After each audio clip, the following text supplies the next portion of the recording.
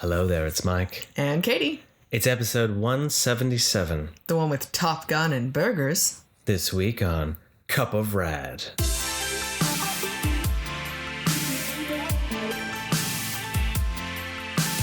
Hey everyone, we are back and we are in your ears, ready to make you happy. Yeah. Like Yes. something beer came to mind, I don't know why. I was going to say, we're in your ears full of fear. I didn't think I was appropriate. Yeah. Oh, okay. So happy little ears. Right. Some happy little ears. We're just going to have some happy little ears. Nice and calm. Yeah. I have like Zen podcast. And today on Cup of Red, we've talked about that before, haven't we? We've talked a lot of things. We talk a lot of things. Episode 177. It's not like, I know, but like we just throw things out of what we could do, maybe what we will do, and then we just never follow through on it because we get bored after that. We're like, we could do that. I think we just forget. We do. Likely that is. We'd be better to write it down and have it ready to go, right? If we were to come up with like... True. But I don't know if we could... We'd have to like script that though. It'd have to almost be a...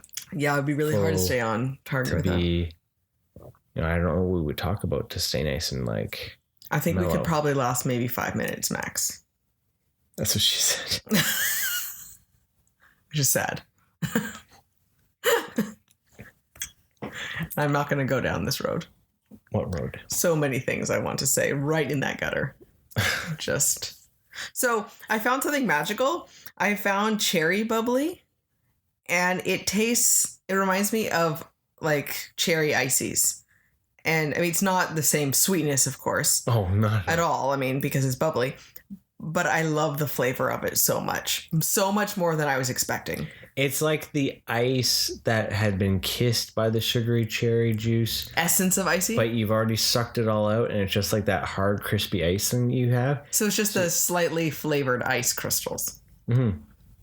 Well, that sounds terrible. I was so much more full of joy and happiness. No, but like that's how... You're like, remember the really crappy stuff that you're left at the end when you're like, oh, damn, my icy's gone? Yeah, that stuff?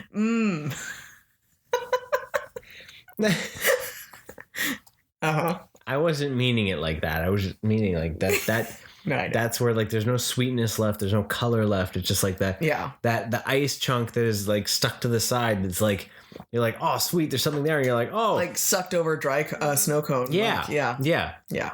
I get it. It wasn't trying to be like a negative as much as it was just like a descriptor of where it was. Because at first I was like, well, cherry was going to be weird, and I had it at a work event and I was like, I'm going to try it. Something different. Might as well. Not paying for it. Might as well try this one. Because I'm not going to buy a 12-pack of it without knowing what it's like when I wasn't quite sure. And I was very happy. But so I already said this one would probably be good. I don't remember that. And what did I discover that tasted good the other night? Oh my goodness. This is the... Now, what was it? The thing where I'm like, I don't know, Mike. And then I've learned I need to every single time not question Mike and his flavor combinations because he has been right on, I'm pretty sure, all of them. Let's give it like a 98. Okay. 98. That's pretty damn high. Yeah. It's like the one time I'll toot my own horn. I know.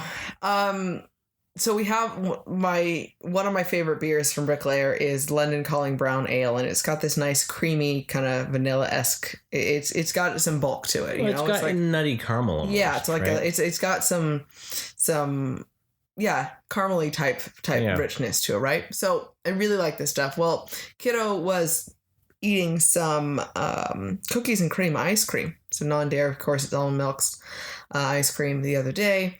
And I was drinking some beer. And it was what if we make the beer float with that? And I'm like, well, the vanilla, okay. The cookies and cream. I meant mainly the vanilla, but... Yeah, but the cookies and cream are going to be super weird. It's just totally going to blow it. And then I was like, you know what? Whatever. What's going to hurt? There was just like a. So I took a little scoop with the least amount of cookies in it possible, and then took a chug of beer, and it tastes like cream soda. and it was fabulous. Mm-hmm. So then I took a little bit of the ice cream, a little bit of the cookie, put it in there, actually kind of shook it up, made a little bit of a cookies and cream, cream soda thing going on. And it was so much better than I could have imagined. And I was sad. Well, you know what, though? We have beer and we have ice cream. It's happening again. What we need to go get just straight vanilla. Yes. And then we just roll up to Bricklayer one day with our pint of ice cream. We should do that. Oh, that's happening. Chris, we're coming in with ice cream. Pint of ice cream. It's going to happen. Beer floats. This is going to be good. Right? It's going to be good stuff. So Bricklayer had a fantastic event over this last weekend. They were celebrating Pride. And they released their Purple Rain beer. Yes. Purple Rain Pride beer. Yeah. So it's their golden ale turned purple. He used pea flour to turn it purple. And they add a little bit of edible glitter if you get it from the tap. Yeah. And so the glitter then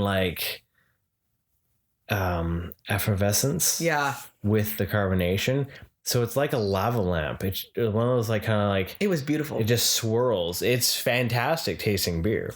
Well, and I found out that it is actually the same recipe as their Time After Time ale that I love so much around Christmas time there that they had. That was kind of my first love of Bricklayer beer was this stuff. And so I didn't know until after I was drinking. I was like, this stuff is amazing. Found out about that. That's why I already loved that recipe. And then it was purple and sparkly. I mean, it was fantastic. So it was great to go. We went and we did drag bingo, which was pretty fantastic. And just to be able to celebrate the Pride and that community. Right? Yeah, that was really great. So lots of fun. So, and I know they're going to be doing it again, which is really awesome. So, we also found out that the one beer that they got, Switch, Lady Venom, is actually based on a Swollen Members song. So it's pretty awesome because that's a Vancouver band from the late 90s. Yeah, he went into full nostalgia mode and started bringing up playlists for stuff, and it was a little bit of the what's happening. Oh yeah, okay. This is definitely not stuff that Mike normally puts on the radio, but sure. So that's like late high school coming back. Just slamming you right in the face. Right? So, but yeah, so what did we end up doing over this time that we've been watching some TV. So summer really hasn't hit here weather-wise. It teases us. It goes ahead and goes, it's nice and warm and hot and sweaty while you're at work. And then it goes, ha, just kidding, rain. Oh, you're off work? Guess what? I just rained. Oh, it's the weekend? Guess what I'm doing? I'm raining. But between the hours of 9 and 2, it's like, hey, go outside and play. Yep, pretty much. Because it pretty much did that today, too. About 4 o'clock, it clouded over. I was super surprised. Yeah, I left work and I'm like, I thought it was warm, but it was muggy and it was clouded over and it was just irritating enough to be, but it was windy and just not incredibly enjoyable to be outside. So yeah, we found some TV. I mean, regardless, let's be honest, the weather, even with the weather, even if it was beautiful, this TV was important. Yeah, so we had the first 3 episodes of Obi-Wan Kenobi. Right. Fun. Yes, by the time you listen to this, the 4th will be out, but nah. But nah.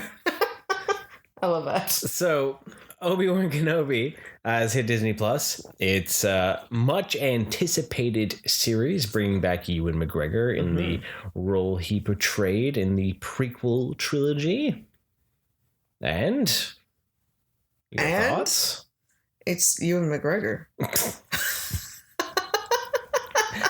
He could have just sat on a turtle, and I would have been like, "It's Ewan McGregor. I'm there." I'm there. It's 6 episodes of Obi-Wan eating a sandwich. I'm there. 6 full hours. Okay, so I have enjoyed it. I've been especially obviously the action scenes are very exciting. To see the Inquisitors in live action is very cool instead of just the animated version of them. And definitely the intensity that they can be, and how much it's interesting to see them battle amongst themselves, and that entitlement that they have. And also you can start seeing their downfalls as well, right? And it's like, well, what's the point of us anymore? And so because they're like fallen Jedis. Yeah, so they're all force sensitive, and so it's interesting with that. I'm really enjoying seeing the Vader stuff. Is very cool. And well, very reminiscent of Rogue One, right? Yeah, and it was amazing to get in Episode 3. We right off the get the Obi-Wan Vader first battle. Yeah, like that was really unexpected, brutal. Right? And it was so intense to see him. You can still feel that Anakin anger in him, right? And when he walked through that city and he was just pulling people and force choking them. I know, it was like, oh yeah, Vader's a badass. Right. And interesting to see, Obi-Wan stumbling so much, but it's no different than, why wouldn't the Force be any different? Use it or lose it, baby. Yeah, than a workout wise, right? Where, you don't use it anymore. You're not practicing it anymore. So you're going to get rusty on it. So as strong as he was, now it's been 10 years of him not using the Force. I mean, that's a long time for how young he is. It's a big chunk of his life that he just stopped using it, right? And also would have been doubting himself so much. His confidence is going to be down. Well, you can tell he's got like a PTSD the way where they're showing the episodes, right? When he's showing either the flashbacks that he's having, and he's still not sure he did the right thing. He would have been questioning whether he should have listened to Qui-Gon in general. Because what have I done? He's going to feel responsible about training Anakin. He's going to feel responsible about Padme. He's going to all this sort of stuff, right? And so he's got so much doubt and questioning of himself. Plus, he's being told, all the pressure that to keep these kids safe, and so he deserved to have gone to be acting this way and to be unsure about the world. But I love how he's still stepping up to the plate. Yeah. Well, he also was told to like leave it all behind by Yoda and just like train and be quiet and disappear. So I'm really interested to see how it plays out, and the whole stuff with Leia is an unexpected surprise because I didn't know about any of that idea, right? And seeing, it's fun to see more of her, kind of the upbringing, and seeing where she would have easily gone from where she is in the show to where she was in New Hope, being very rebellious. And there's like, okay, they did this right. You saw the makings of what she became, and that rebellious was really cool. nature. So yeah, no, I'm loving it. I'm excited to see where it goes. It's got me itching for Obi-Wan figures because I love the old man. The first episode, you were just like, Obi-Wan Force. I love Ewan McGregor as Obi-Wan. I think he does a great job. Yeah. And it just kind of opens up even more for it, right? And so I'm really excited to see 3 episodes in, and I'm totally sold on it. Yeah, the adventure will continue with excitement. Nice. So the other new big drop that we had was Stranger Things season 4, volume 1, of course. So we only got part of the season. We got how many? 6 episodes was it? 5, 4, 7? Some amount of episodes? 7 episodes. 7 episodes. It went by really fast, actually. So we were a little bit late watching that, and not right when it dropped for anything, because we just didn't have the time for it yet. Yeah. And to be honest, we really enjoyed season 1, season 2 and 3. We watched. They were there. I enjoyed season 3 more. You forgot about season 3. I did. They kind of blended together. I don't remember disliking them, so it wasn't like, what the hell was that by any means. But it lost a little bit of its excitement. But then I realized how long it's actually been. It's been 2 years. Yeah. So a lot of it was that. It was just the time frame for it. I was interested in it. So then we're like, okay, well, we should watch that, right? And then, oh my gosh, we started watching it and I didn't want to stop. Yeah. I'm actually super sad that it's stopped right now. I'm like, but I want to watch more Stranger Things. I need to know. July 1st cannot come fast enough. Right. So I was very happy to find so much enjoyment. It's like they went for broke. I'm assuming this is the last season. I kind of hope it is, with what their storyline. Yeah. And it just it feels more polished than the last 2 seasons. Yeah. and it feels like a complete story, less of like a part of a story. So it was the Empire Strikes Back feel, where it's like just the bridge between the two. It wasn't really its own thing. It was just kind of helping the story along, but not really telling. Yeah, but like Empire Strikes Back is pivotal more. It felt more pivotal, right? Like, but, you know, because it felt, because I think because the second, don't insult Empire Strikes Back, right? The 2 and 3 just kind of felt a bit like just lead up for something else, right? Where this actually feels like there's stakes and it's coming to a head. Yeah, it really, it feels like this is like, okay, now we're actually really getting answers for things. Like the other seasons, I don't think felt there was too much of just. They felt like your stereotypical TV show. Yeah, we're just continuing to go on. Yeah, because it's a hit. Yeah, right. Versus like going somewhere. So yeah, it built characters, it built story. Sorry, yawning. It built, you know, it gave depth to the story, but it wasn't enough of a conclusion, you know. Yeah. So, important parts, but this one really has been interesting. Every single episode, really feeling even that longer episodes, that character development. Yeah, the episodes just flying by. Anywhere between an hour to an hour and a half. Yeah, the last episode was an hour and 38 minutes. Yeah. And it flew by. Yeah. I didn't feel like I was watching a movie. Nope. And none of the episodes dragged. This season also felt a bit more like it almost was filmed as a whole. There was less of like the, you know, end and start feel. It almost just felt like, where are we going to cut it, right? Yeah. Yeah, well, and especially because, and one thing I do like is there's the 3 different groups of characters, now almost 4, and yet they're doing a really good job of not feeling disjointed because they're not jumping too quickly between them. Mm-hmm. They're jumping with flow and where it makes sense. You know, and then this last episode didn't have anything to do with Will and Mike, right? So then it's like, well, we're done for that one. It's got to catch up to the rest of them, and I'm. The final of volume 1 here just gave so much of a hook to it, and enough of a satisfaction of the story so far. Well, that could have been the end of a season. Yeah, easily, right?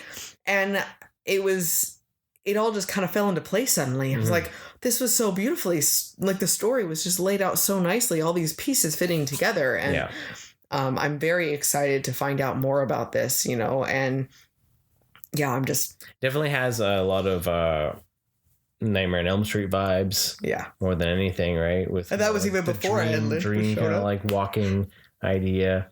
So yeah, no, I am really into this season. I'm really happy that we decided to jump back in, even though we were coming humming and hawing on it.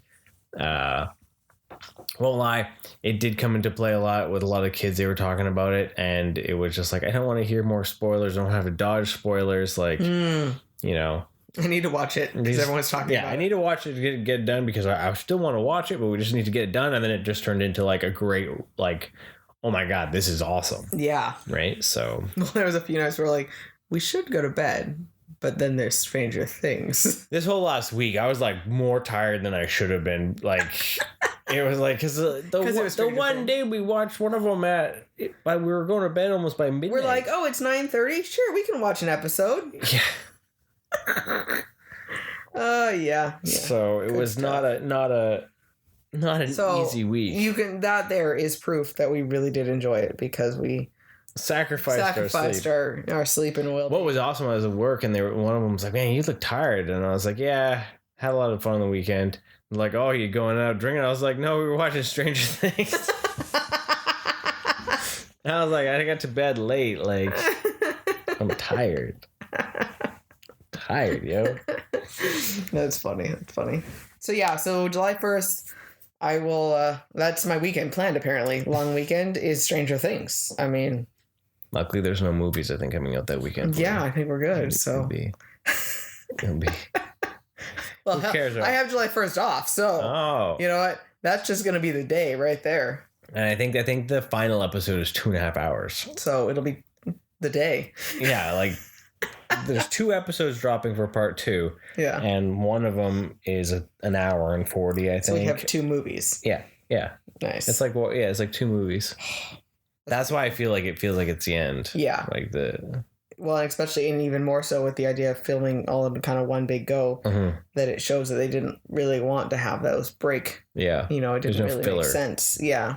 So, you know, granted, none of the shows have had filler when you're on a streaming service like that, but yeah, you know, it can happen. Yeah, exactly. Right. So, yeah, no, Stranger Things 4 has been a pretty good ride so far. So the other things that we, what came back, we've been kind of watching, we haven't kind of been watching cartoons our weekend mornings because our Disney shows have ended. Amphibia officially ended. Yeah, that is finally done. Which, if you haven't watched it, it's epic. It's not all on Disney Plus yet. It was on the Disney Channel and XD. Really worth a watch. Yeah. Like, really good story. Like, every season it was solid in their character. It started out very much bombastic, kind of crazy humor. Yeah. And then it just started building into a larger story, and this final season really came to an end. It was a pretty poignant story. Later on in the season, the final season, there's a lot of Dragon Ball references too. Yeah. So, which is pretty cool. But yeah, no, like Amphibia is worth a watch. It's crazy fun. Well, and it's really it has good concepts about growing up and changing and dealing with friends and you know, finding different communities. Like there's a lot of good concepts and you know, principles in there, along with the silliness too, right? So we really, and then of course we've talked about Owl House and how much we love Demons that show. Shit. Gotta love demons and shit. And now it's demons love and shit. Yes. Yeah. And I mean, I can't say enough good things about this show. Like, it was so well done. The story was so interesting. It's beautifully animated. And so now we are waiting on the next season. The final season. Final season, which is basically you've heard it's going to be some bit more like movies, three like 45-minute episodes. Long ones, right? So this one had like a rocky past, and like it's hard to get the true story because there's lots of like rumors and all that based around its cancellation. Right off the bat, it was protests because of the demons and witchcraft. Because it portrayed them in like a demon realm and like dealing with demons and using wild magics but not everyone was evil, so they also therefore are evil. There was a lot of protests for that. Then the show added in a bisexual element, flirtatious, like bisexual, lesbian. You know, it showed a gay family, that kind of thing. So then it got more protests, and then Disney cut it. It was supposed to originally have 4 seasons when it was originally talked. Now it was scaled back down to 3, and then those 3 episodes for that season are just like little 3 45-minute episodes. Yeah. So it's the big, why was it truly canceled? And a lot of it came down, what's the big company is saying, Disney's saying, is it didn't fit with our brand. So, you know, maybe your brand needs to be adjusted. Let's be honest. Yeah, the stand-up. They did, though, as much as they've been very, you know, not super allowing to show the LGBT community. There was a kiss in that between the 2 main characters. Yeah. Which I think is huge. It's huge for animation in general. Yeah. Because, you know, we've had it in a show like Young Justice, but that's an HBO Max. Yeah. Owl House is on Specialty Network. Yeah. It's not a Disney Plus original. It's still on XD and Disney Channel. Yeah. So to have 2 female characters actually share a kiss, and they do go on dates. With the kids, it wasn't just like they've done kisses on the cheek and all that, but this was an actual full on lip. Well, and then they talk about dating. Yeah. They show the flirtations and the blushing and all the conversation of creating a relationship and that young love feel. Yeah. And it's accessible to people of the age that are in the show. And I think that's fantastic. Oh, it is beautifully done. Dana Terrence did a great job, and her whole team. And you know what I like too is it's handled like no differently than if it was a heterosexual relationship in it. The characters, it's a normalization. It's normalization. That is no one's like, oh wow, that's weird, or and no one bats an eye. No one even questions it. Her parents, the only reason there's a problem is because Luce is a human. That's not from the demon realm. You know, and so that's a way to still make commentary on different things, but normalizing it, which was really good. So, and this last season was excellent. Oh, it was a lot going on, but like each episode was like, when's the next one? Yeah, because there was like this deeper, darker story going on as well. So season 3 can't show up fast enough, but at the same time we'll be really sad to see it end, because I think it was a very forward thinking show. Yeah. Well, Amphibia, like just like Gravity Falls, I cried when Gravity Falls over. Amphibia, I cried at the end of that.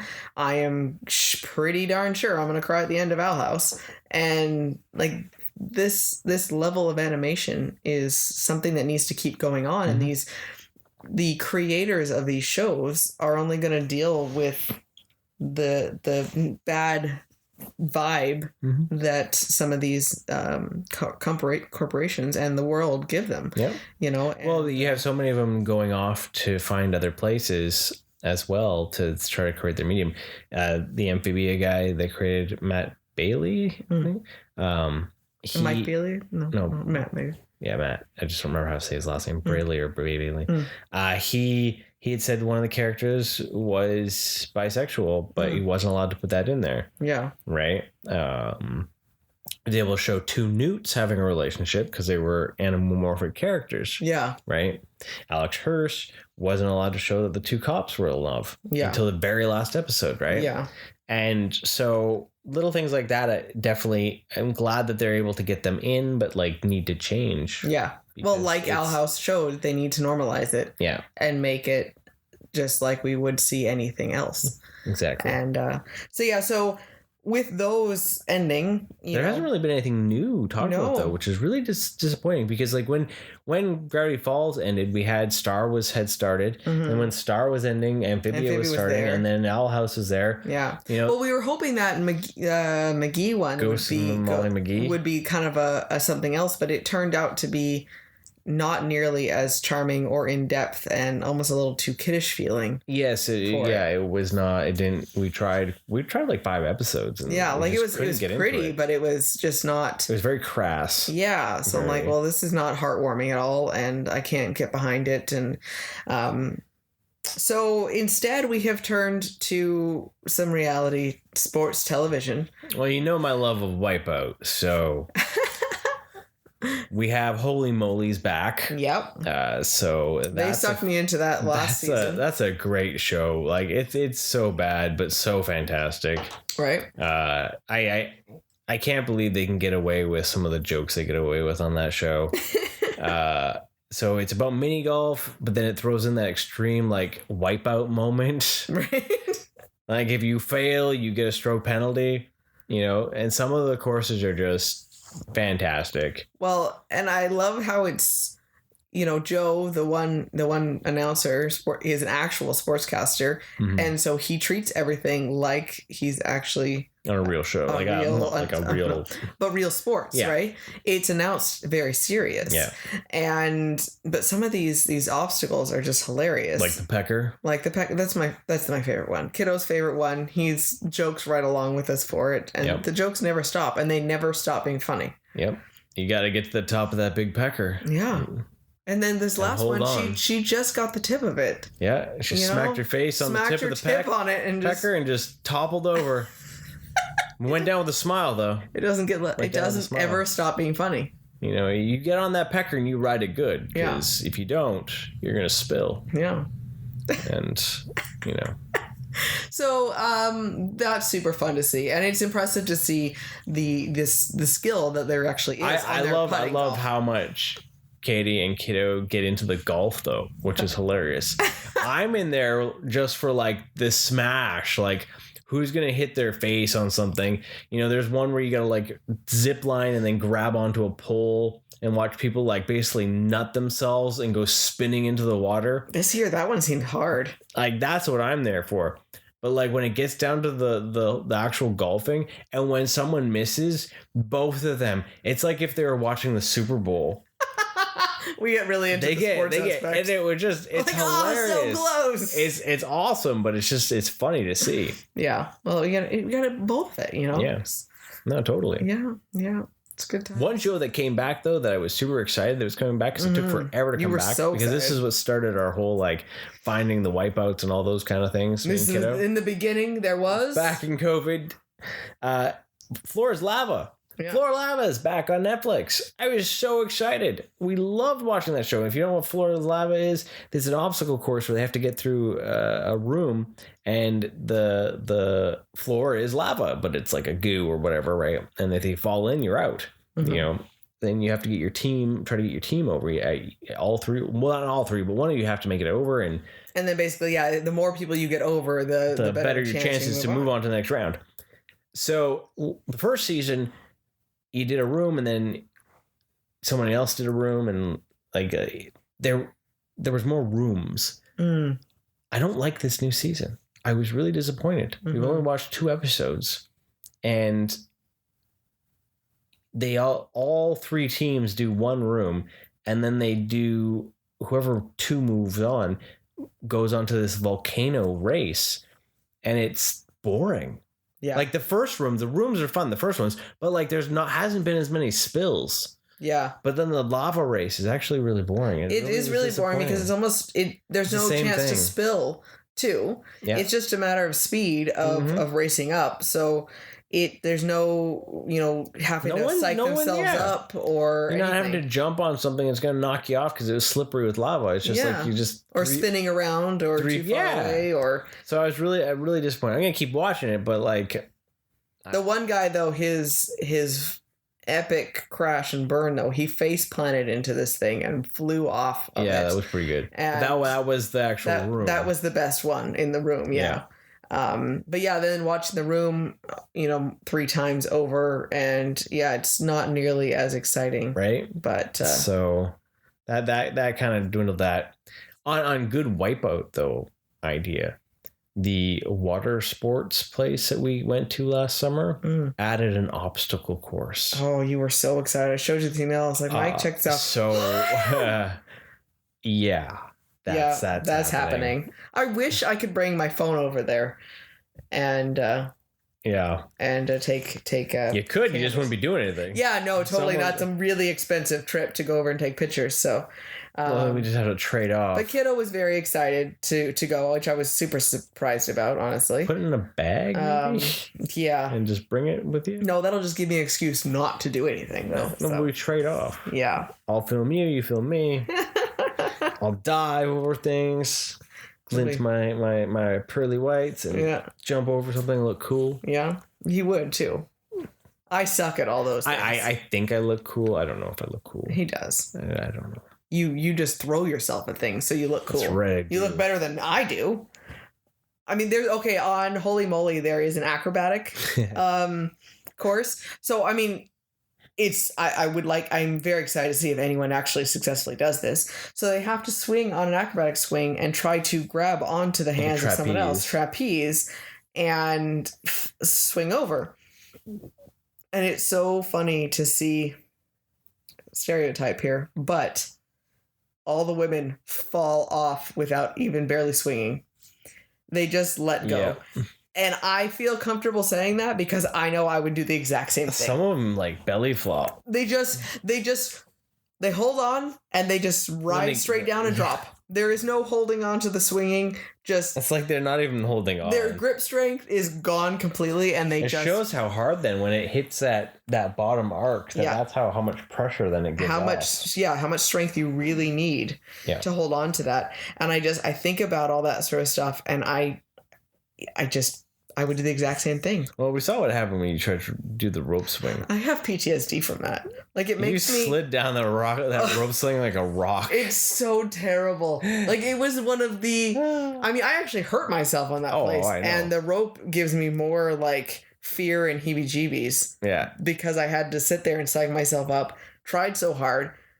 Unsuccessful, tried to do it again, and then failed so miserably doing it. And then rope burned your hand. And then hurt my hand, and it was just so terrible. So I'm, super excited to go back. It's going to be awesome. There was a lot of fun things about it too. I really like the slides.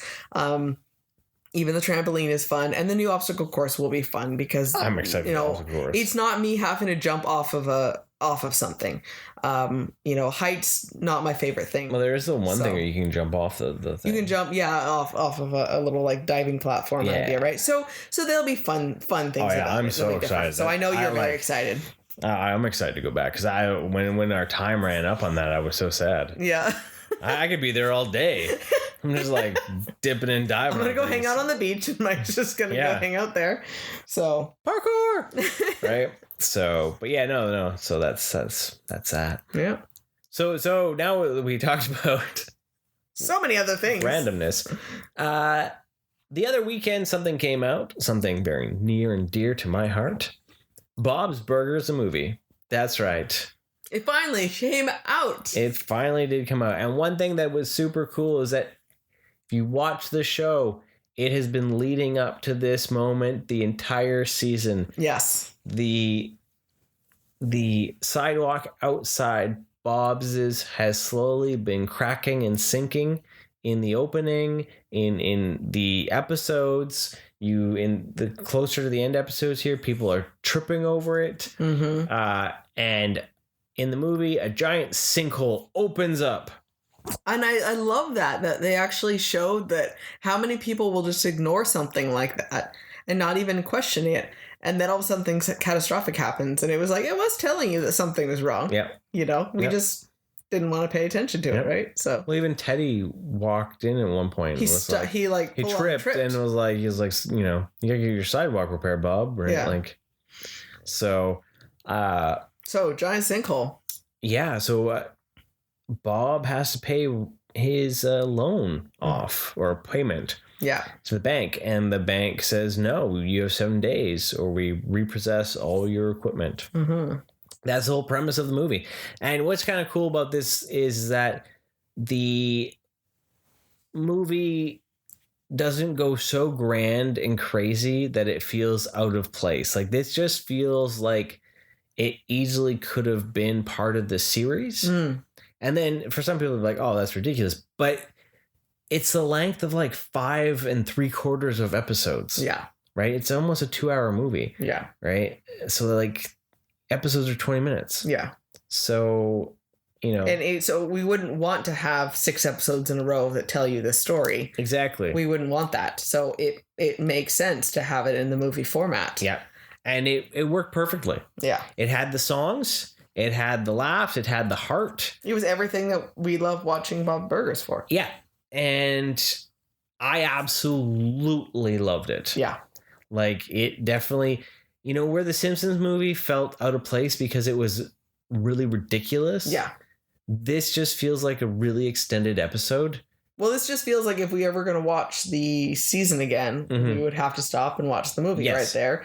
And I'm very excited to watch the next season and see that, what are the consequences of this?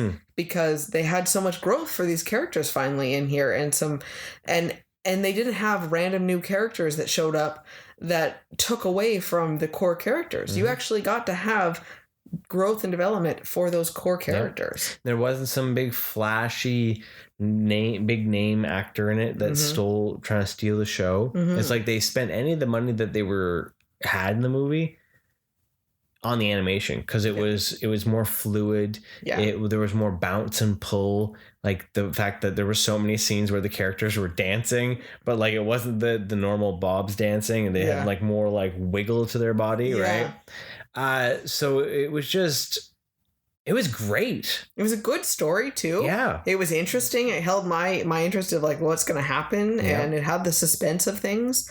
And like I really felt for those for all 3 of the kids and what they were going through, and how they were trying to struggle to deal with things. Because it's them kind of growing up a bit. Well, and it's them too.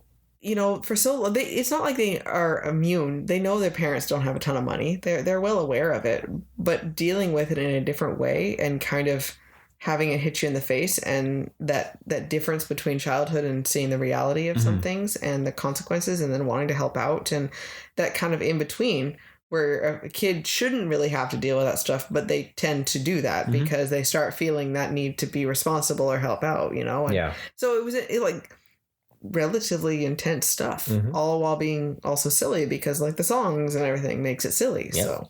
Oh, totally. No, yeah, I really thoroughly enjoyed it. And we got to know a bit more about Bob's mom. So that made me cry. That was, and the connection with her and Louise's hat. Yeah. So, no, Bob, a lot of people won't go see it in theaters because it's just, goofy animation, but I really enjoyed seeing it in the theater. Yeah. I felt it was worthwhile. Well, it was beautiful, and too. The animation was nice. It looked great on the big screen, and I'm so glad that we decided to actually do that. Yeah. I'm glad we didn't wait. And that's a good movie experience, I think, is when you go and it was just like, you're like, I'm so glad we went. Yeah. Because like, and even after we were like, we need to go get some burgers. Yeah. because we were hungry and I'm like, okay, well, what can we have? It's like, why am I even questioning it? I need to go to the burger place. Yep. Like, this is what has to happen. Yep. So that's always fun. So I highly recommend, if you have a couple hours and you want some air conditioning, because you're going to the summer, go see Bob's Burgers, a movie. If you like the show, you're going to love it. It's just so good. Yeah. So this one here, this is totally Katie's jam. This is she wanted to see Top Gun Maverick.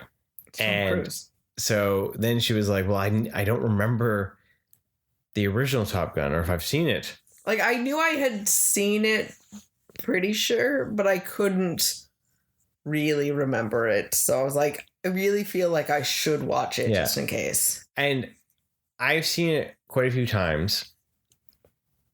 It's not my favorite because I find it very boring. Like not boring, but like drawn out in some scenes. It's right? Dramatic. And so it was funny because I didn't push on some of the nights, then Katie didn't push back, right? And I was leaving it really up to her. Well, because then I was leaving it up to her to just say, hey, we're gonna watch Top Gun, and I'm like, okay, yeah. And then I was waiting for a few nights, and when we had the time, and I put the hockey games on, and then she'd be like, "Oh, hockey," and then like, "You want Top Gun?" No, hockey. But it was the playoffs, and it was the games are really interesting. So there was one night where I'm like, I'm gonna watch Top Gun, and then the hockey game was really interesting, and I'm like, you know what? Top Gun doesn't need to be watched. The hockey game is on now, and that's it. So it was more important. So it kept being delayed, but we had Top Gun Maverick tickets. Yeah. So it was like, well, now there is no other time to watch it, and we ran out of time. Well, so the morning before the movie, Mike just put it on with breakfast, and he's like, kiddo, if you want to stay, fine. If you don't, you can leave. Like, that's cool. So he ate breakfast. He pieced out. Yeah, it's like the first time he's ever pieced out on a movie. Yeah. So. YouTube was calling. No, but like, that's interesting. I know. Because he tends to find like dramatic movies, but like there was too much romance in it. There's too much romance, yeah. But I am like, so we did go see Maverick. I liked, though, we watched Top Gun originally, in the morning, and I think it did help. I enjoyed it more to see the comparison between the two, but I also like that I didn't have to have seen it to appreciate Maverick itself. But it did give me a better understanding and depth to Maverick and under his past and their connection with Iceman and all that sort of stuff. So it definitely was worthwhile to watch them together or to have seen it, but it wasn't an absolute necessity. Yeah. So I do love, though, that when we were watching Maverick, you leaned over and were like, this is how the last one started. Yeah. You just started laughing. Well, it was because I had watched it that morning, and I'm like, this is so awesome and funny at the same time, because it's got the exact same song, it's got the exact same feels of the credits. I was like, this is great. Like, the nostalgia is in full gear here. It's just like, remember how you like the start of this movie? Yeah. We're just letting you live all of it all over again.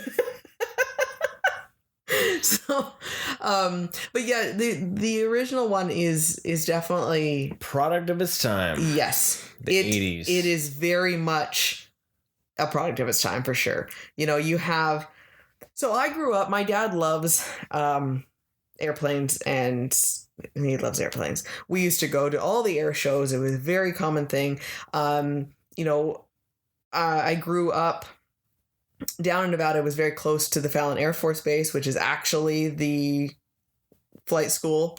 Basically. Not in San Diego, California. It is the Top Gun. So you have the Blue Angels, and it was a very common thing for those. Are you done? Yeah, I'm done. I'm having my American moment, and you're ruining it for me. And then, of course, my dad also worked right near a small airport that actually had a lot of military activity and whatnot. So it was very common for him to be always talking about different planes, and we would go to all these shows and we would see all this type of stuff. So it's a fond memory that I have growing up with all this sort of stuff. I'm not going to pretend to know any of the specifics. I never cared to learn about them. I understand some of the concepts of it. But it's interesting to me. So I think that's where that idea of like maybe not remembering the movie, but just like feeling like it was something that I was supposed to have watched. No, you remember the movie because you watched Hot Shots. Okay, so that was the other thing. So especially when he shows up at the base and he's on his motorcycle and you're like, so do you see the parallels to Hot Shots yet? Seriously, I looked over and I go, holy shit. This is. And the more I watched it, I was like, I grew up on Hot Shots. And I realized that exactly is it. Yep. I knew Hot Shots. And I remember being like, what is this Top Gun movie and why is it like Hot Shots?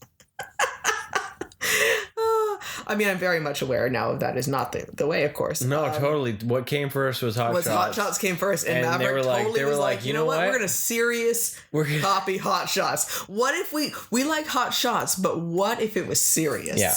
That's exactly what happened. That is what happened. Yeah. Yeah. I cannot believe that I like it. It kind of makes me twitch inside to realize how bad I had like. That's what happened with part 2 too. It twisted out. They watched part 2, Hot Shot part 2, and they said, "What if we made it more serious and made Rambo?" That's what happened.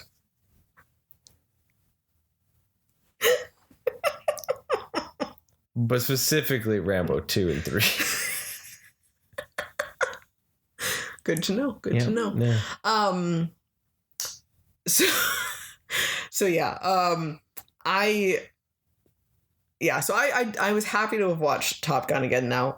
As I say, product of its time, but it was definitely more dramatic overall. Yeah. And of course so much more romance based. There's those few bits, the action is much more limited, right? But it's a good movie. I mean, it's interesting really to well done. See with watching them back to back like that too, though, seeing the planes in Top Gun and the cockpit scenes and how it was shot, so you really didn't see much background.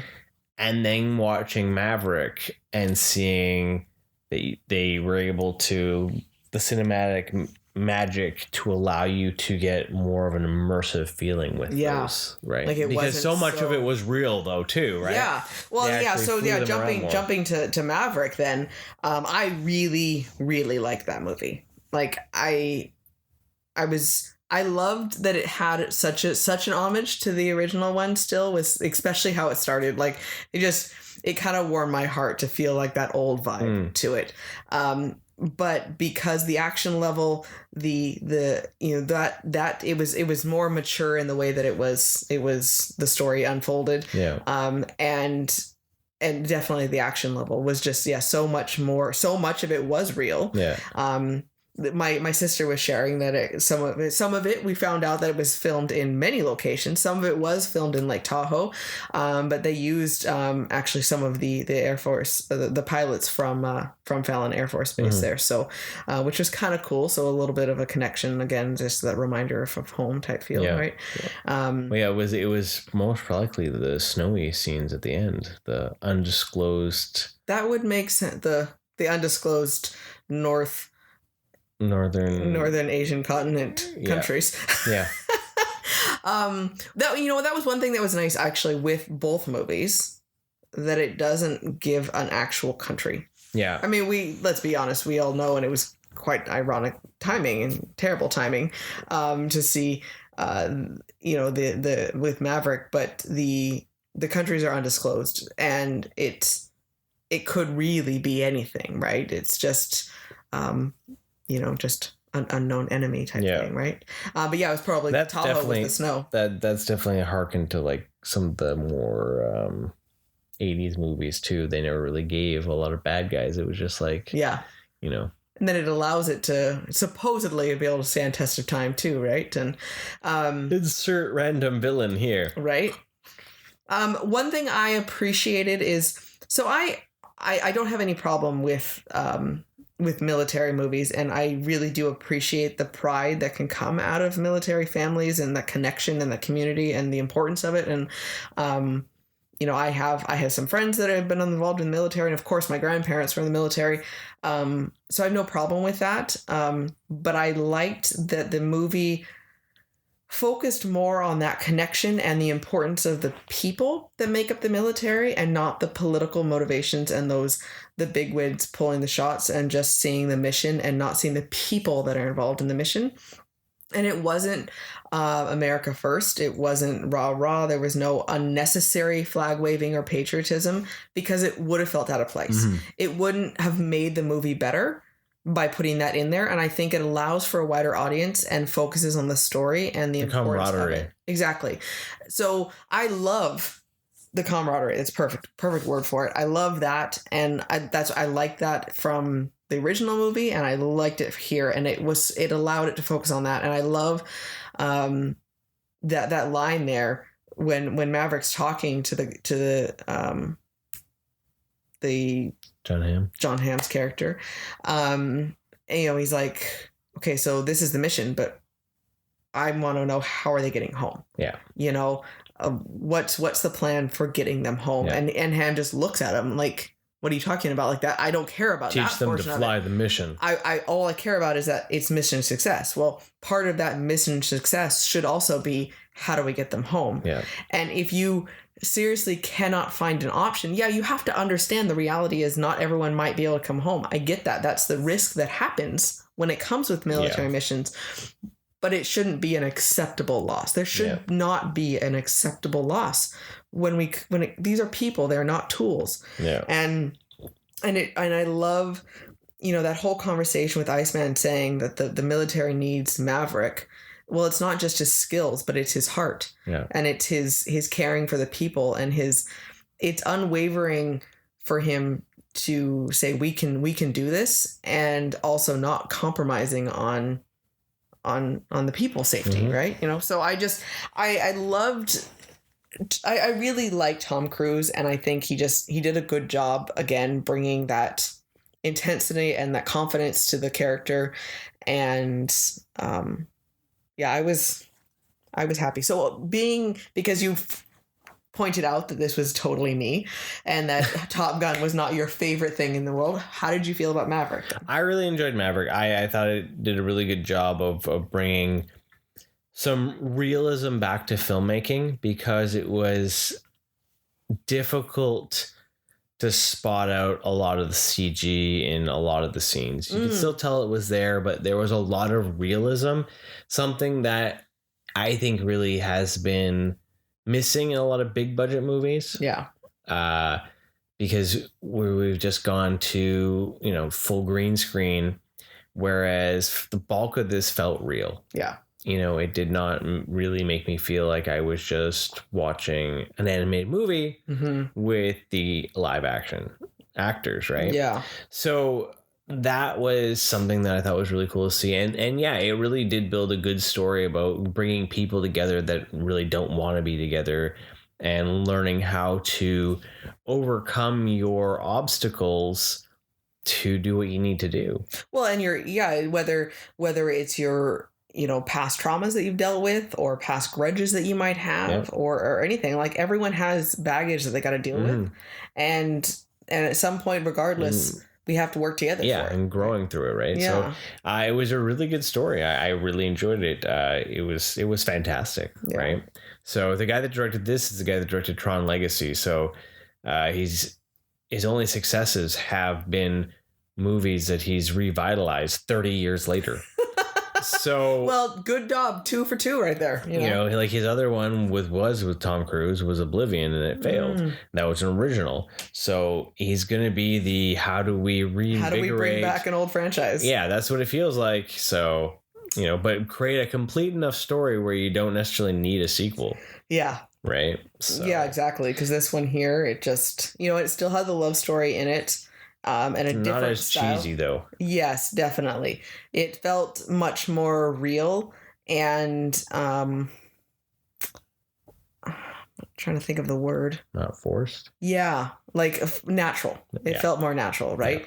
Yeah. And real life based, which was nice. It wasn't like really like it was, and it still had okay. So the original Top Gun, the sex scene in it was it was painful. That was hilarious. It was painful and cheesy and oh my goodness. We're all in shadow and watch us lick our tongues together. And that was so I'm 100% okay with like romance and sex scenes, and that scene made me uncomfortable because it wouldn't end, and I'm like, just felt I don't weird. Want to see the weird shadow of your tongues licking each other. Yeah. Like it was not sexy whatsoever. Yeah. So then Maverick has a bit of an homage to it, but it's done much more of a current style. Yeah. I'm like, this didn't make me feel awkward. Okay, this was so much better. Thank goodness, because I had a moment I was like, oh, they're gonna do it, aren't they?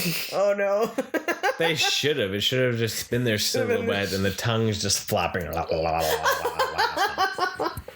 Right. So yeah. No. Good times. It was good to see that they were able to have Val Kilmer show up as Iceman. Yes. In a cameo.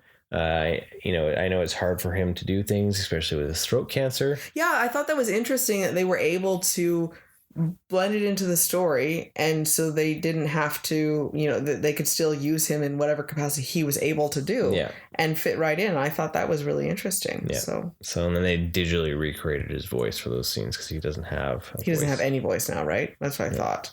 Because when I heard that, I was like, I didn't think he could talk at all anymore. Yeah. So piece together things. Okay. So that would explain why it was so limited then. Yeah. So, but no, it was a good movie. Like I highly recommend it. It was busier than Doc Strange. I haven't been in. Yeah, I haven't sat next to a stranger in a theater since before COVID. Yeah, it was terrifyingly busy. Yeah. It was way too many people for my own liking. I liked Bob's Burgers theater crowd. There was only like 10 people in there. I totally dug that crowd. There was a much higher percentage of an older population at this than movies we are used to going to, honestly. So which was interesting. Like we were in the younger populace. So well, and then when I think so fondly about like my dad and being so excited, I think that type of concept of it speaks to a much older generation, right? Which is interesting. And in general, military in general is an older population. This is interesting because it is not breaking records, but it's like it's still topping the box office quite a bit. So it's like there's a lot there that want to see that. So. Yeah. So that was a fun weekend full of new movies and all sorts of excitement, definitely. We have to go watch The Boys. There's a few episodes out that we got to see. We watched the first episodes and Katie was thoroughly thrilled, maybe even chilled. I'm excited to be able to watch it. We were a little bit late going, but we wanted to finish Stranger Things and then dig into The Boys. So we got we got new movies, tons of like new shows. Like it's a weird time. Like The Boys, Obi-Wan, Miss Marvel starts tomorrow, and when you're listening to this, it will be yesterday. And then we Jurassic World's coming out, and the Buzz Lightyear movie. Like it's the busiest for new content. It feels like in a while. So which is pretty awesome. Day's gonna fly by. School's gonna be over pretty soon, and then. You have a countdown on your phone yet? What, 13 days? Yeah. 12 days, something like 13, I think. That's too many now. So, yeah, we got movies, we got camping coming up. It's just going to fly by, man. So. I don't want the camping to fly by. No, I know. It's terrifying. You're like, no, 13 more days and then it can crawl. It can crawl. I understand. So yeah, next up will be all Jurassic World. Be very exciting. So see you next time. Thank you for joining us and have a wonderful day. And remember, stay rad, dudes.